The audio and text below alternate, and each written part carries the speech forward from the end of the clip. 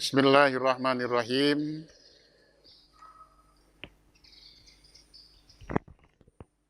Innal hamdalillah nahmaduhu wa nasta'inuhu wa nastaghfiruh wa na'udzubillah min syururi anfusina wa min sayyiati a'malina may yahdihillah fala mudhillalah wa may yudlil falan tajida lahu waliyyan mursyida. Wa asyhadu an la ilaha illallah wahdahu la syarikalah wa asyhadu anna Muhammadan abduhu wa rasuluh la nabiyya ba'dah amma ba'du. Pertama-tama marilah kita panjatkan puji dan syukur kehadirat Allah Azza wa Jalla atas izin dan irodahnya dan atas bimbingan hidayah serta taufiknya. Maka pada pagi ini kita bisa hadir kembali di rumahnya yang suci dalam rangka menjalankan sholat subuh berjamaah dan melanjutkannya dengan kajian rutin kita di setiap subuh Ahad. Para hadirin, pagi ini kita akan melanjutkan pembahasan tentang Al-Islam sebagai dinul amanah.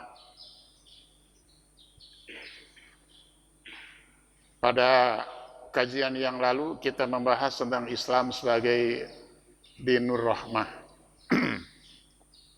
Para hadirin, Islam sebagai agama amanah.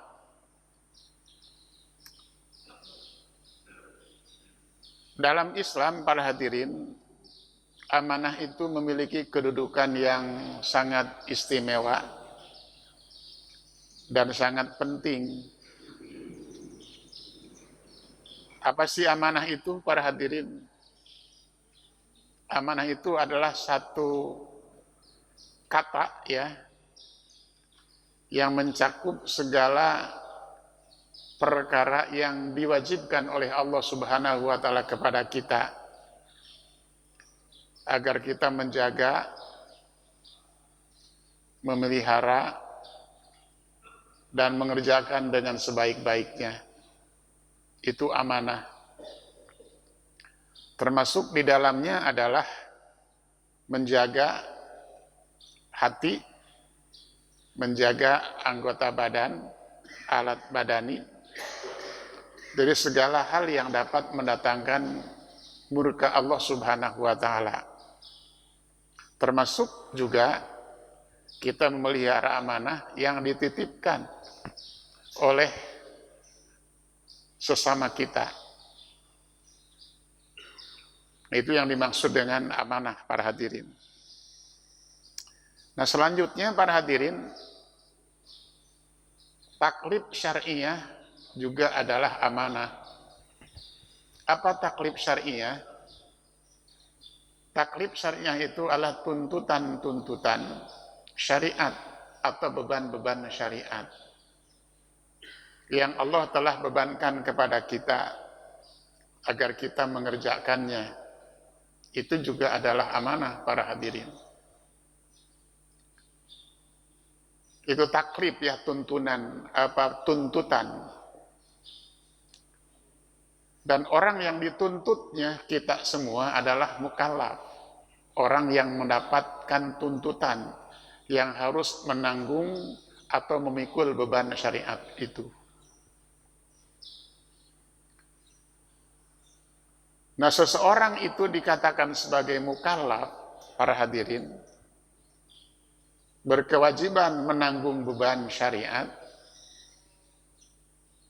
apabila sudah terpenuhi kriterianya.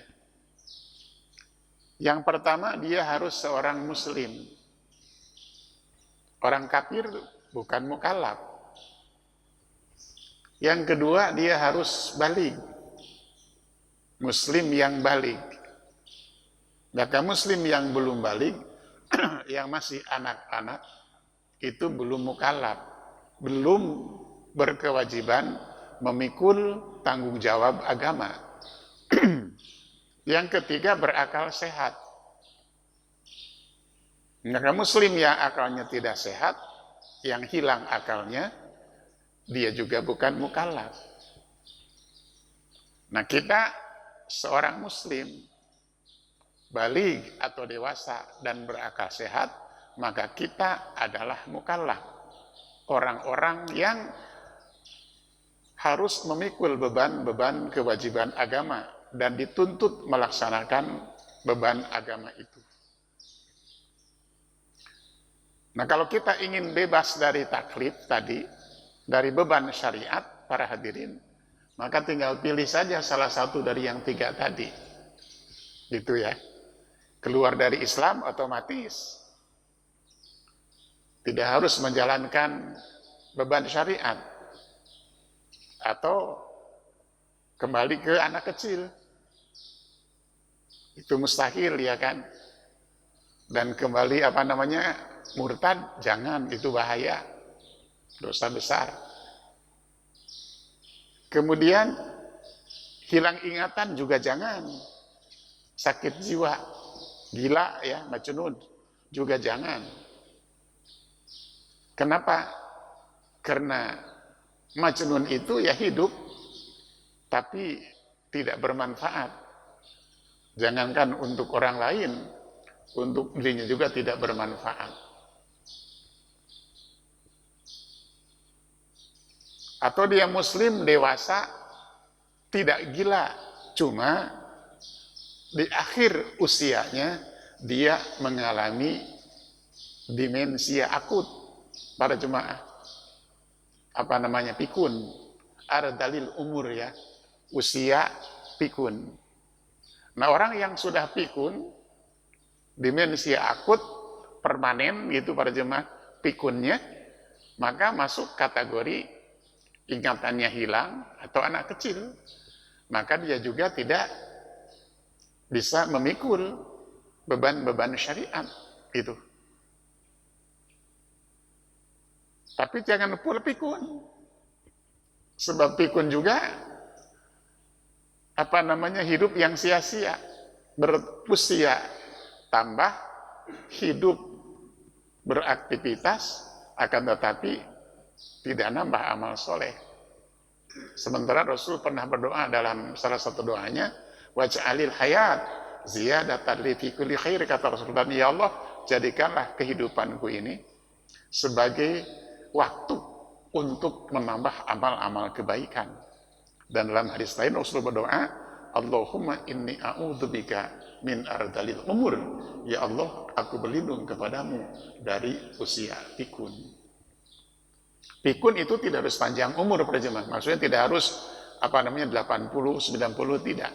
Banyak orang 80 tahun, 90 bahkan 100 tahun masih ginclong akalnya. Tapi ada yang baru 60 tahun sudah pikun. Nah, sia-sia. Nah, itulah para jemaah yang terbebas dari mukallaf. Dalam ayat Al-Baqarah, ayat terakhir kita hafal ya kan, dan kan itu termasuk ayat favorit ya kan, dihafal. La yukallifullahu nafsan illa wus'aha. Allah tidak membebani beban agama ya, taklif diniyah, taklif syariah kecuali sesuai dengan kemampuan hambanya untuk memikul beban syariat itu. Dan Allah pencipta manusia maha tahu batas kesanggupan manusia itu.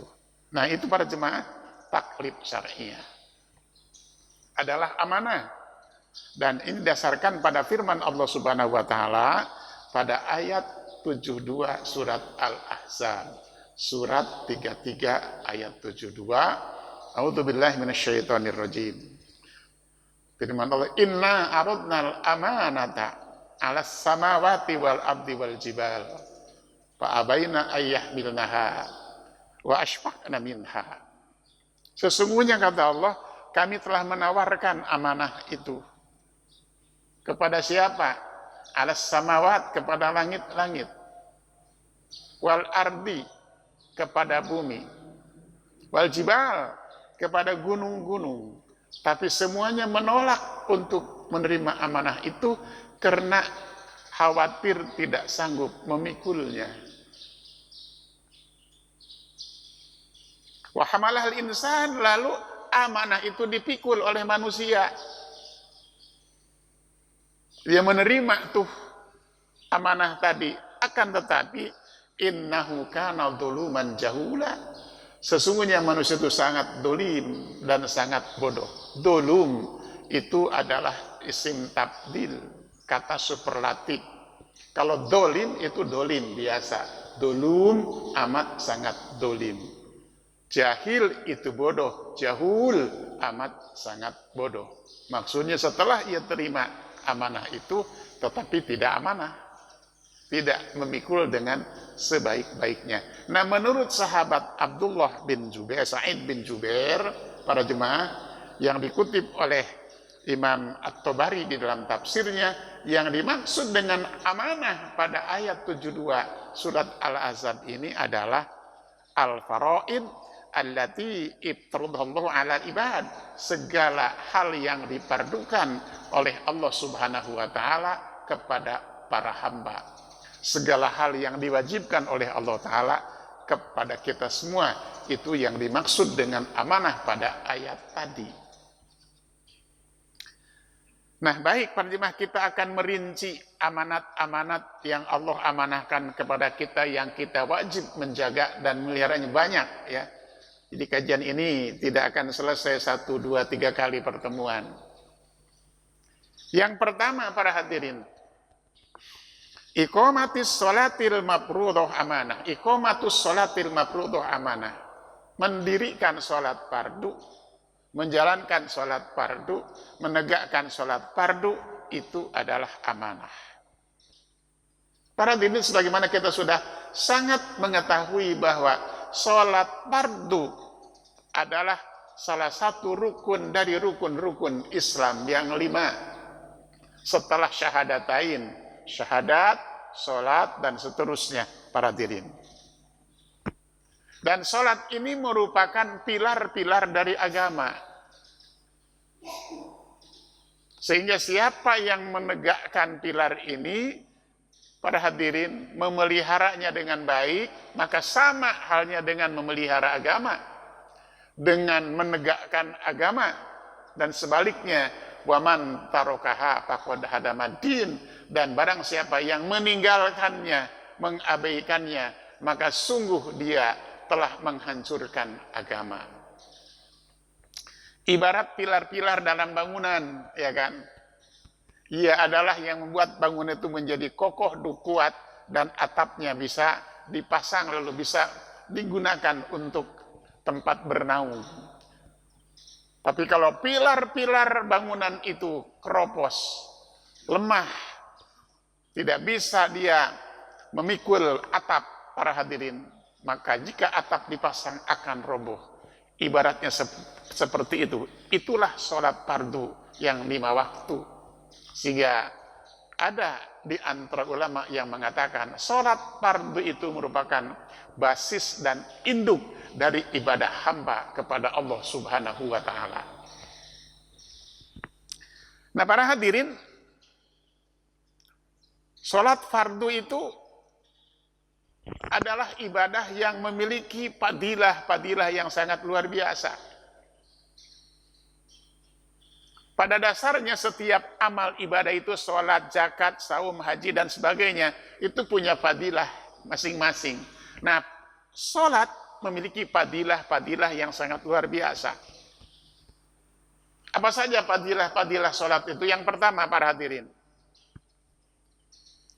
Allah Subhanahu wa ta'ala mewajibkan sholat 5 waktu kepada Rasulnya yang terakhir, Nabi Muhammad alaihissalam itu, para jemaah, biduni wasitoh, tanpa perantara. Dan tidak ada ibadah di dalam Islam yang diwajibkan kepada Rasulnya yang disampaikan tanpa perantara kecuali sholat. Di sholat tanpa perantara, para hadirin. Zakat, haji, saum, itulah perantara dari Allah kepada Jibril baru kepada Rasulullah. Tapi sholat tidak, langsung oleh Allah disampaikan pada Rasulnya Nabi Muhammad SAW. Itu bedanya dengan amal-amal yang lainnya. Dari sisi perintahnya secara langsung.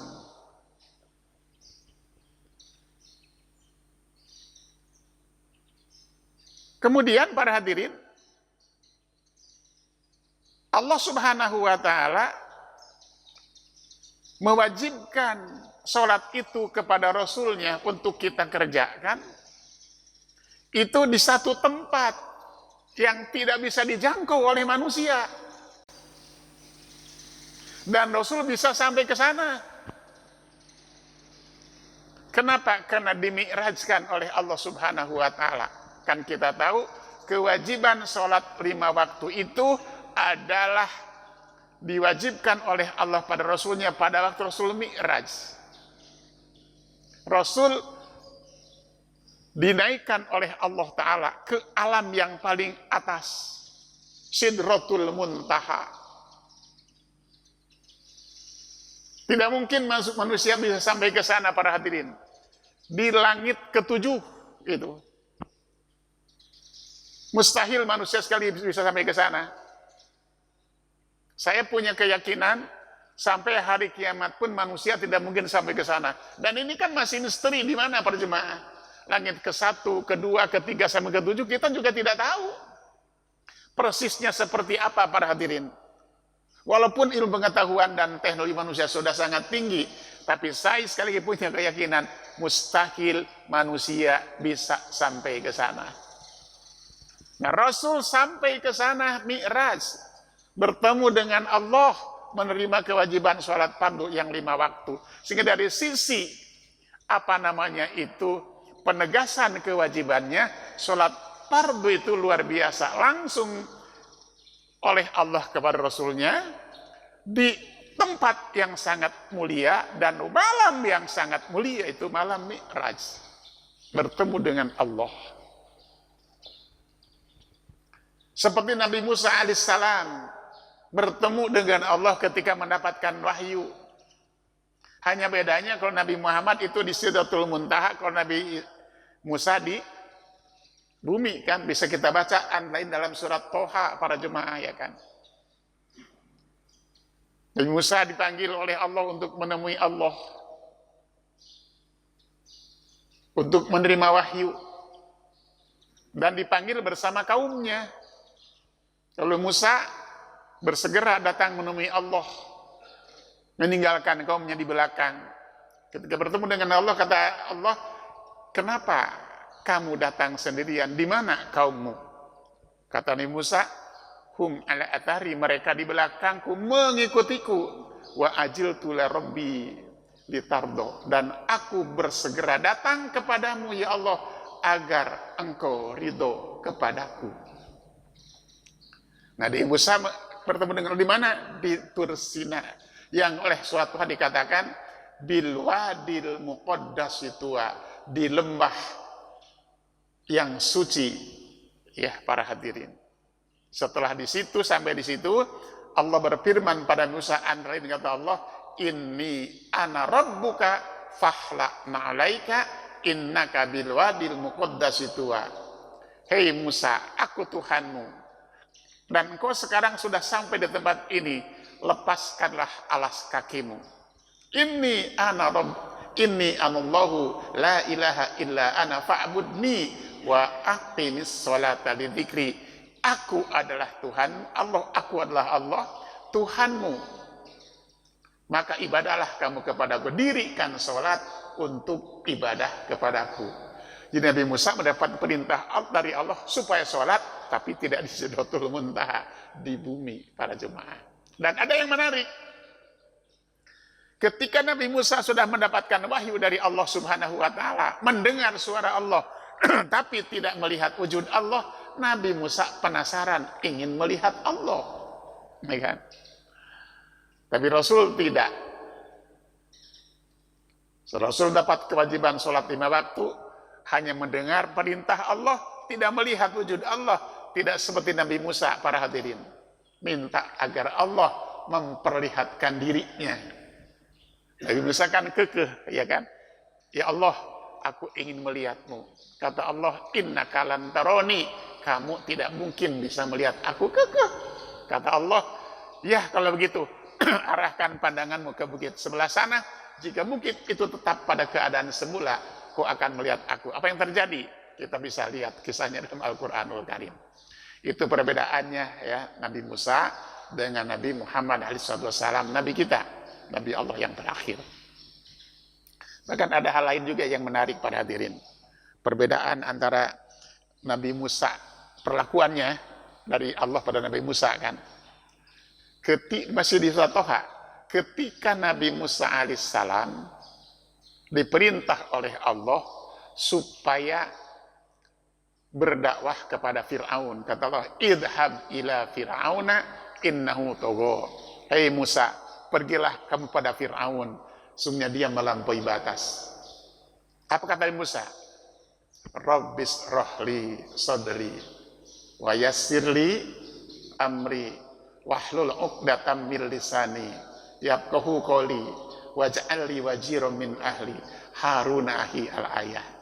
Minta kepada Allah. Jadi ketika disuruh berdakwah kepada Firaun, Nabi Musa segan karena dia adalah istilahnya orang tua angkatnya, bapak angkatnya yang mengurus dia dari kecil. Maka dia minta kepada Allah, ya Allah, lapangkan dadaku dan mudahkan urusanku dan wahlul uqdatam min lisani, buka pula ikatan lisanku, jangan kaku, jangan keluh ngomong sama dia gitu, supaya siapa Fir'aun paham akan kata-kataku. Nah, Rasul dilapangkan dadanya oleh Allah tanpa berdoa terlebih dahulu, langsung dilapangkan dadanya oleh Allah. Di surat Al-Insan dikatakan, alam nashrah laka sadrak wa wada'na anka wizrak, bukankah aku telah melapangkan dadamu hai Muhammad? Begitu. Itulah sisi lain para hadirin ya. Baik. Itu yang kedua, bahwa Allah mewajibkan sholat fardu kepada Rasulnya di tempat yang sangat mulia dan di malam yang sangat mulia, yaitu malam Isra. Dan hanya sekali-kalinya Rasul Isra para jemaah. Jadi selama beliau menjadi Rasul 23 tahun, sekali-kalinya Isra untuk Isra Mi'raj, maksudnya Mi'raj ya kan, untuk menerima wahyu itu, sholat 5 waktu. Maka kalau sekarang ada orang yang mengatakan ada wali, ada Habib, mohon maaf para jemaah, yang berkali-kali Mi'raj katanya, sehari bisa 70 kali Mi'raj gitu. Itu nggak tahu dari mana sumbernya para hadirin. Kok bisa gitu kan? 70 kali Mi'raj gitu para jemaah. Itu pasti bohong. Pasti ngibul, ngawadul para jemaah. Dan tidak boleh kita percaya. Yang keempat, para hadirin. Salat ini pertama kalinya diwajibkan oleh Allah kepada Rasulnya sebanyak 50 kali sholat. 50 kali dalam sehari, bayangkan para hadirin. Kenapa ya sampai 50 kali gitu para jemaah? Banyak. Ini menunjukkan bahwa Allah Subhanahu wa Ta'ala itu sangat mencintai sholat itu. Dan Allah sangat senang bila hambanya terus-menerus sholat para jemaah. Makanya diwajibkan 50 kali. Saya ulangi, hal ini menunjukkan Allah sangat senang dengan ibadah yang bernama sholat. Dan Allah ingin agar para hambanya tetap terus-menerus mengerjakan sholat.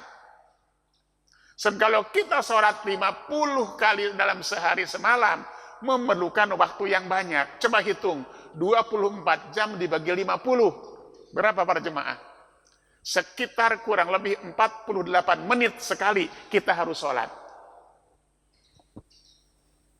Di banyak waktu yang kita pakai untuk sholat.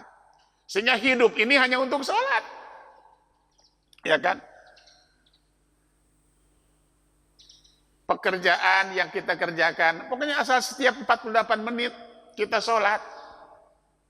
Tidur juga tidak bisa sepanjang tidur 6 jam terus-menerus, tidak bisa para jemaah, harus dipotong dengan sholat. Ibu lagi masak, belum selesai, sholat dulu.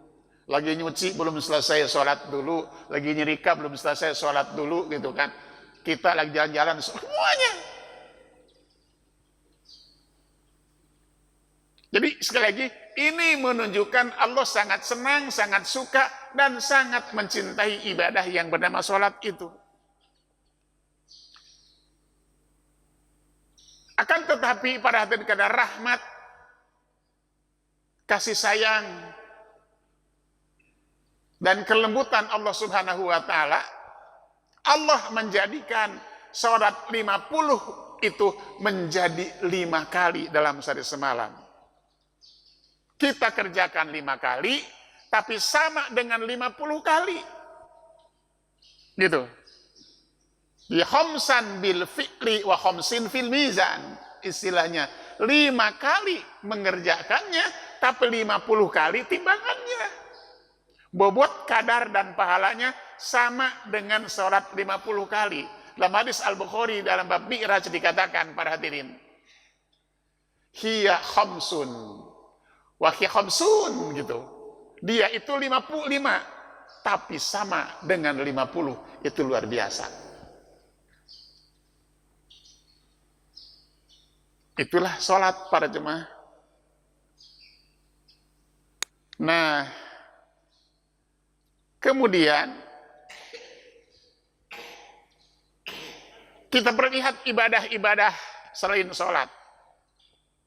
Adakah satu ibadah yang bila kita tinggalkan dengan sengaja membuat pelakunya menjadi kufur? Tidak ada, kecuali sholat. Jadi tidak ada ibadah-ibadah di dalam Islam itu yang jika ditinggalkan dengan sengaja membuat pelakunya menjadi kufur, kecuali sholat. Dalam hadis Muslim misalnya dikatakan, al-farku bainar rajuli wal kufri wa bainal kufri wasyirki tarkus shalah. Perbedaan antara seseorang dan antara kekufuran dan syirik adalah sholat. Dikatakan lagi, man tarokas sholah muta'ammidan faqad kafaro. Jiharon, siapa yang meninggalkan sholat dengan sengaja, sungguh dia telah kufur. Seorang tabi'in yang bernama Abdullah bin Syakik mengatakan, dalam hadis At-Tirmidzi para jemaah, kana ashabun salam la yarawna syai'an minal a'mal tarku kufrun illa sholah. Kata dia, dulu para sahabat tidak ada yang memandang suatu amal yang mana ditinggalkan oleh seseorang membuat pelakunya menjadi kufur kecuali sholat. Demikian para hadirin. Jadi itulah hebatnya ibadah sholat. Meninggalkannya adalah kufur. Orang ninggalin zakat, ninggalin puasa, ninggalin haji tidak dianggap sebagai kufur kecuali sholat. Nah kemudian para hadirin yang lainnya, sholat itu diwajibkan kepada kita 5 kali dalam sehari. Jadi setiap hari dan 5 kali. Gitu. Bandingkan dengan ibadah yang lain. Misalnya para jemaah haji. Jadi tidak ada ibadah selain sholat yang harus dikerjakan tiap hari, tidak ada. Ya. Haji itu adalah sanawi, dikerjakan sekali seumur hidup. Bukan sekali sehari, tapi sekali seumur hidup. Rasul mengatakan, al-hajju marrotan pamazada fafatatahu, kata Rasul. Haji itu sekali seumur hidup, selebihnya adalah sunnah. Ada memang perintah mengulangi haji kalau sudah 5 tahun. Jika seorang sudah berhaji, dikasih fisik yang sehat, dikasih umur yang panjang, dikasih rezeki melimpah, dianjurkan mengulangi haji yang kedua kalinya. Tapi zaman sekarang boro-boro para hadirin mau 2 kali. Sekali aja susah. Nunggunya lama, dari sisi tunggunya kan. Kalau tidak salah Jakarta itu 29 tahun para hadirin. Itu masa nunggunya. Apalagi yang paling lama itu di Sulawesi. Di Makassar paling lama itu 39 tahunan nunggunya. Jadi kalau kita sekarang makanya tidak heran banyak sekali sekarang jamaah haji itu yang lansia. Ya kan? Kenapa? Dulu daftarnya di usia 40 tahun. Nunggunya 29 tahun, 69. Udah lansia. Kalau daftarnya 50 tahun, pada ini udah lansia banget itu. Makanya kalau yang muda-muda nih, ya kan, yang masih 15, 20 itu ya masih lumayan, ya kan. Ya kalau bisa baru lahir harus sudah daftarin sekarang ini para jemaah ya, daftarin haji. Kecuali haji plus lumayan 7 tahunan nunggunya. Atau yang tanpa ada waktu jedah untuk nunggu ya haji furoda. Cuma ya itu dia harganya mahal. Jangankan yang furoda, jangankan yang plus, sekarang ini yang reguler saja mahal. Ya kan? Sekarang sudah diturunin katanya kan gitu. Kalau tahun lalu itu sampai 90 jutaan para hadirin, ya kan? Iya. Saya terakhir 2017 masih murah itu, masih 35 jutaan. Ya kan sekarang sudah di atas 80 jutaan. Kalau sekarang tidak salah 55 juta ya. Nah, ada keputusan. Itu haji sekali seumur hidup. Enggak tiap hari, tiap bulan juga enggak. Tiap tahun juga enggak para jemaah. Yang lainnya pasaumu sanawi. Puasa itu hanya adalah tahunan, sebulan dalam setahun. Itu puasa Ramadan. Ya kan? Yang wajib itu. Zakat sanawi, sanawiyah. Zakat juga adalah tahunan, per tahun. Karena satu syarat zakat itu 2, haul dan nisab. Nisab dan haul. Nisab itu batas minimal para hadirin. Seorang sudah punya harta simpanan sebatas berapa nisabnya, dikonversi kepada emas 85 gram. Nah sekarang emasnya lagi mahal gitu, apalagi emas-emas, ya kan, hampir 1,5 juta sekarang. Jadi kalau 85 gram itu berarti sekitar 120 sekian juta, itu sudah nisab. Haul itu 1 tahun. Jadi berjalan waktu 1 tahun. Dan hitungannya berdasarkan hitungan Hijriyah, bukan Masehi. Demikian para hadirin. Itu bedanya sholat dengan ibadah-ibadah yang lainnya. Dari sisi pelaksanaannya, dia tiap hari, yang lain tidak ada yang tiap hari. Ada yang setahun sekali seumur hidup, ada yang setahun sekali. Itu para jemaah. Berikutnya para hadirin yang ketujuh. Tidak ada ibadah yang lain selain sholat para jemaah yang dikatakan sebagai munajat seorang hamba kepada Allah. Hanya sholat dikatakan munajat hamba kepada Allah Subhanahu wa ta'ala. Apa munajat?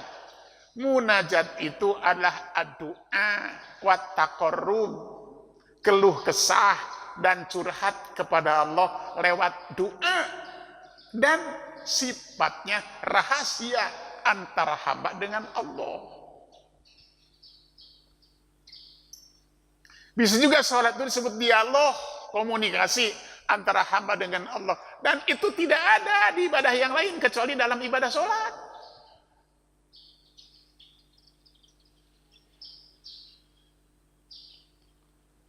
Coba perhatikan para jemaah, ketika kita sholat, kita dianjurkan banyak berdoa kepada Allah. Kan doa itu keluh kesah minta kita kepada Allah Azza wa Jalla. Kapan kita dianjurkan berdoa ketika sholat? Satu, ketika sujud. Yang kata hadis dikatakan oleh Imam Muslim, aqrabu ma yakunul abdu mir rabbi wa sajidun bis shalah fa'aktiru doa. Sedekat-dekat hamba kepada Rabbnya Allah Azza wa Jalla adalah ketika dia sujud di dalam sholat, maka perbanyaklah berdoa ketika sujud itu. Yang kedua, ketika tasyahud akhir, Rasul mengatakan, jika seseorang selesai membaca tasyahud di tasyahud akhir, maka berlindunglah kepada Allah dari 4 perkara. Itu Allahumma inni a'udzubika min adzabi jahannam wa min adzabil qabri wa min fitnatil mahya wal mamat wa min fitnatil masih dajjal. Terus doa yang lainnya sesukanya, kata Rasulullah. Sehingga Abu Bakar bertanya, ya Rasulullah, doa apa yang ajarkan kepadaku doa yang dapat aku panjatkan pada Allah di dalam salatku? Kata Rasul, hei Abu Bakar, bacalah olehmu doa ini. Allahumma inni dzalamtu nafsi dzulman katsira wa la yaghfiru dzunuba illa anta faghfirli maghfiratan min indik warhamni innaka antal ghafurur rahim. Dan silahkan doa yang lainnya di ketika sujud, ketika tasyahud akhir. Hanya dalam sholat berjamaah, berjamaah, imam walaupun disuruh kita banyak berdoa, lama-lama enggak usah. Ketika sholat jadi imam mah, ya lama dia nyungsep gitu wudu sujudnya di dalam sholat itu ketika jadi imam, sehingga makmum itu ada yang curiga nih. Jangan-jangan, sehingga terpaksa dia ngangkat kepalanya gitu, jangan.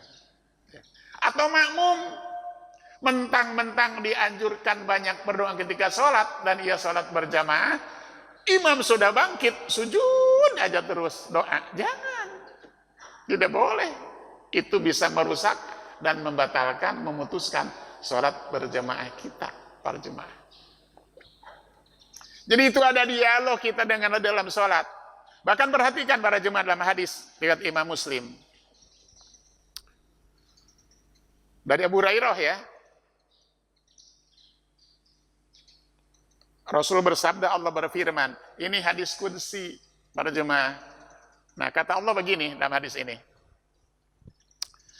qasamtus sholata baini wa baina abdi kisnispaini. Aku bagi sholat itu, kata Allah, antaraku dan antara hambaku jadi 2 bagian. Sholat itu. Jadi sebagian untukku, sebagian untuk hambaku. Wali abdi masalah, kata Allah, dan bagi hambaku apa yang ia minta. Faidha qala al-abdu, jika si hamba mengatakan di dalam sholatnya itu, saat membaca doa Al-Fatihah, surat Al-Fatihah, maaf. Hamba mengatakan alhamdulillahirabbil alamin. Nah, ketika hamba mengatakan itu, apa kata Allah? Hamadani abdi, hambaku telah memuji aku. Ketika hamba mengatakan Ar-Rahmanir Rahim, kata Allah mengatakan asna alayya abdi, hambaku telah memujiku. Bila hamba mengatakan Maliki yaumiddin, kata Allah, majjadani abdi, hambaku telah memuliakanku, mengagungkanku. Wa idza qala iyyaka na'budu wa iyyaka nasta'in, Bila si hamba mengatakan iyyaka na'budu wa iyyaka nasta'in, hada baini wa baina abdi, kata Allah, ini adalah antaraku dan antara hambaku, antara Allah iyyaka na'budu wa iyyaka nasta'in, untuk hambaku, wali abdi masalah, kata Allah, dan bagi hambaku apa yang dia minta. Dan wa idza qala ghairil maghdubi alaihim sampai waladdallin, itu untuk hambaku dan bagi hambaku apa yang ia minta. Itulah sholat oleh Allah dibagi dua. Maka seperti ada dialog antara hamba dengan Allah di dalam sholat. Satu. Perhatikan juga apa yang kita lakukan di dalam sholat dari awal sampai akhir para jemaah. Ketika kita mengangkat tangan, Allahu Akbar, kita katakan Allahu Akbar, yang artinya Allah Maha Besar, bukan Allahu Kabir, bukan. Kabir itu besar. Kalau Akbar Maha Besar. Tidak ada yang bisa menandingi kebesaran Allah Azza wa Jalla. Itu arti Akbar. Kita sudah memuji Allah, mengagungkan Allah, memuliakan Allah, meninggikan Allah. Setelah takbir, apakah yang kita lakukan? Baca istiftah, luar biasa. Apa yang biasa Bapak Ibu baca dalam doa istiftah para jemaah? Banyak ya. Bisa wajah tuh, bisa Allahumma ba'id baini, bisa subhanaka dan sebagainya. Banyak. Tinggal pilih mana yang suka. Kebanyakannya baca wajah tuh wajhiyah ya. Lilladzi fataras samawati wal ardo. Cuman sayang nggak pernah selesai, cuma sampai wa ana minal muslimin, tidak selesai, masih ada setengahnya belum dibaca. Padahal kata Imam Syafi'i, tidak boleh seseorang membaca doa istiftah itu separohnya. Nah kita ke separohnya aja dibaca kebanyakan. Jadi kalau baca wajah tuh rata-rata baca istiftahnya tidak selesai, cuman separohnya. Ya panjang. Yang pendek apa? Ada yang pendek, Allahu Akbar kabirun dan seterusnya. Yang pendek, termasuk ini juga pendek nih, Allahu ba'id baini. Dan itu bagus banget terjemahan kalau kita lihat kan.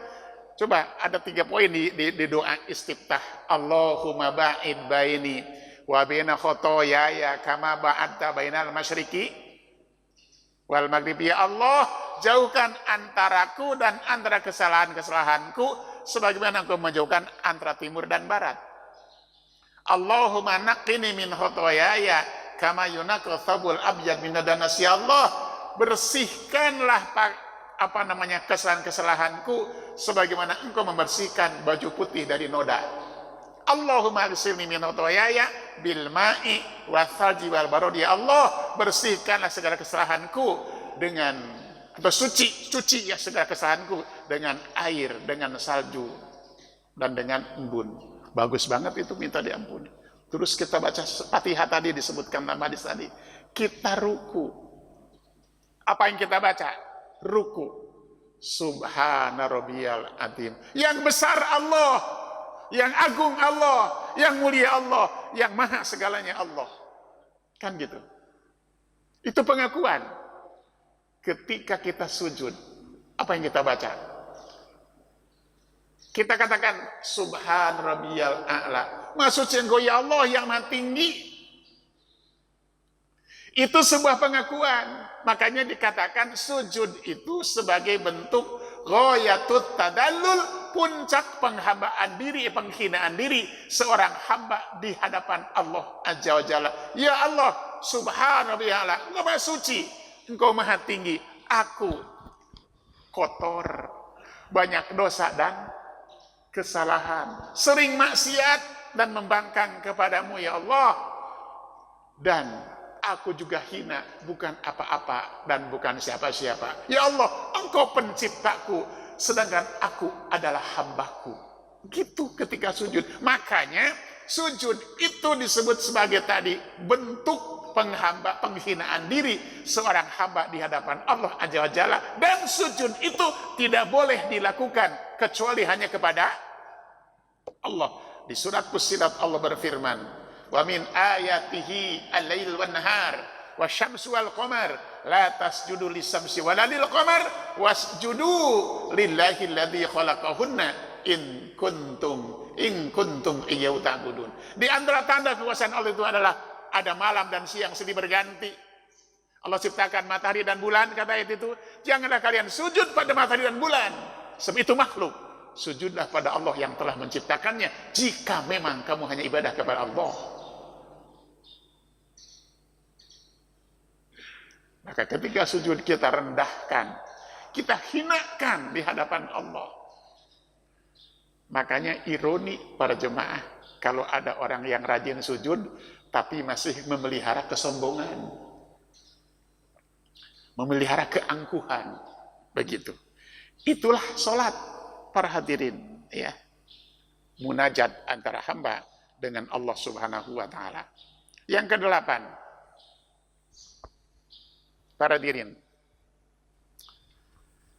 sholat itu adalah amalan yang tidak boleh ditinggalkan dan tidak ada alasan untuk meninggalkan sholat dalam kondisi bagaimanapun juga. Walaupun beberapa syarat-syarat sholat tidak terpenuhi, tetap sholat wajib dilaksanakan. Misalnya, tidak bisa wudu karena sakit, atau tidak mendapatkan air untuk berwudu. Tidak usah sholat, orang nggak ada wudu, nggak bisa wudu, nggak bisa. Ada tayamum. Junub, tidak ada air, tayamum. Begitu para jemaah. Ada air, wudu, kemudian tidak tahu arah kiblat. Kiblat juga tahu, kan sholat harus menghadap kiblat gitu ya. Gak usah sholat lah, orang nggak tahu arah kiblatnya. Tidak, menghadaplah ke suatu arah yang kita yakini itu adalah kiblat, walaupun kenyataannya mungkin bukan kiblat. Sebab Al-Quran mengatakan, "Fa'ainama tuwallu fathamma wajhullah." Di manakah kemanapun kalian menghadap, kan muka kalian, di situ ada wajah Allah. Kita sholat misalnya lagi di kereta, lagi di pesawat, arahnya entah kemana, kan menghadap kiblat itu syarat sholat. Kalau enggak mengarah ke kiblat, tidak sah. Tapi tetap wajib sholat dengan mengarah kemana saja yang kita yakini sebagai kiblat. Dan kalau di pesawat, tahu memang kiblatnya di sono, tapi pesawatnya kan ke timur. Kalau kita misalnya ke Papua kan gitu, ke Australia, ya kan? Ya sholatnya tetap aja sholat. Tidak gugur kewajiban sholat itu pada jemaah.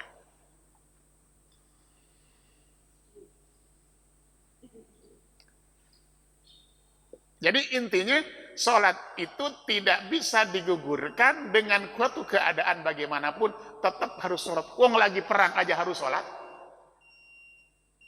Di surat An-Nisa ayat 101 dan 102 itu bicara soal sholat qashar dan juga sholat khauf, para hadirin. Ya. Itulah bedanya sholat dengan ibadat yang lainnya.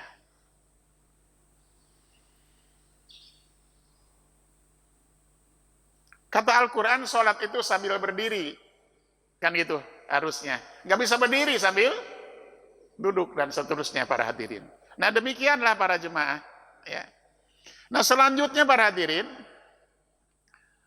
sholat itu ibadah yang ditentukan waktunya. Dalam Al-Quranul Karim, surat An-Nisa 103 dikatakan, "Innas sholata kanat 'alal mu'minin kitaban mauquta."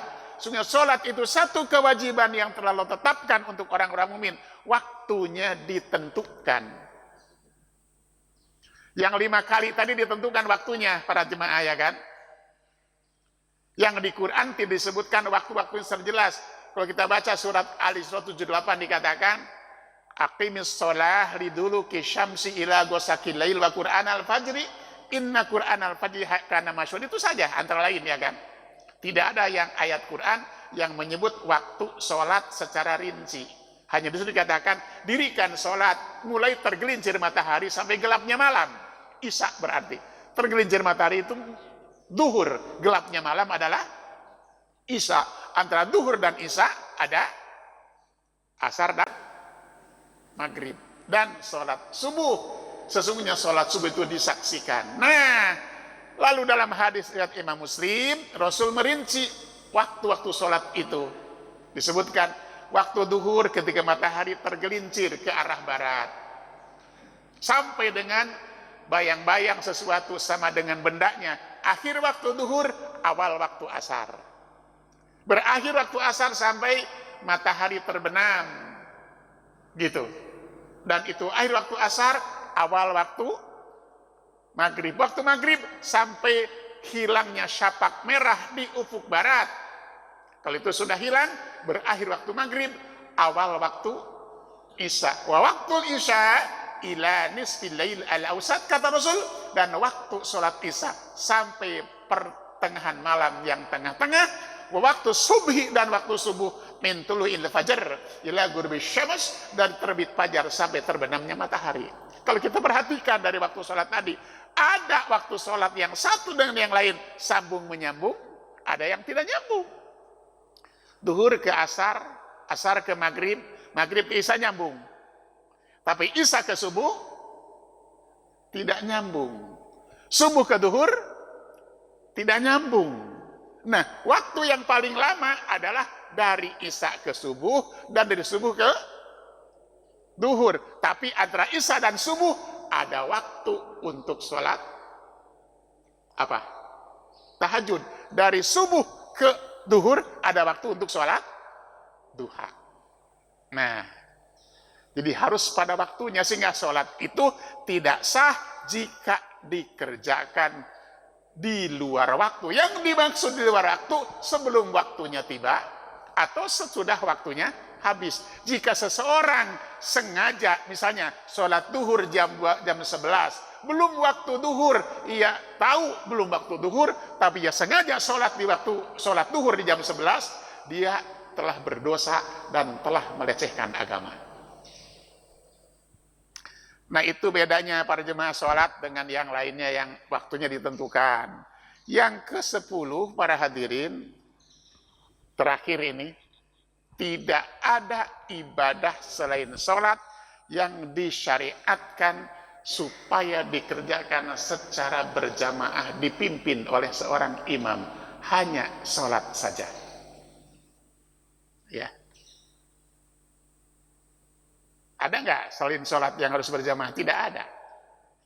Khusus sholat fardu berjamaah. Dan ada sholat sunat yang memang harus berjamaah. Sholat Idul Fitri, sholat Idul Adha, sholat gerhana itu berjamaah. Sholat tarawih boleh sendiri, tapi berjamaah lebih baik, lebih bagus. Gitu. Haji berjamaah enggak? Enggak. Hanya memang jamaah orang yang berhaji mengerjakan ibadah yang sama di tempat yang sama, tapi masing-masing. Tawafnya bareng mengelilingi Ka'bah kan gitu, tapi masing-masing. Orang yang tawaf itu para jemaah boleh jadi, maka tidak berhenti itu tawaf itu sepanjang 24 jam. Kenapa? Sebab setiap orang terus bergantian, ya kan? Tidak semua harus bareng. Putaran pertama sampai putaran ke-6. Sa'i juga begitu. Wukuf di Arafah juga begitu. Masing-masing semuanya dikerjakan. Gitu. Puasa. Tidak ada harus puasa berjamaah. Hanya memang puasa dikerjakan di bulan yang sama.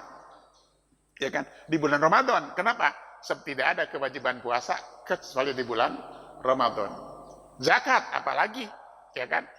Setiap orang boleh jadi haulnya berbeda-beda. Nah, demikianlah para jemaah.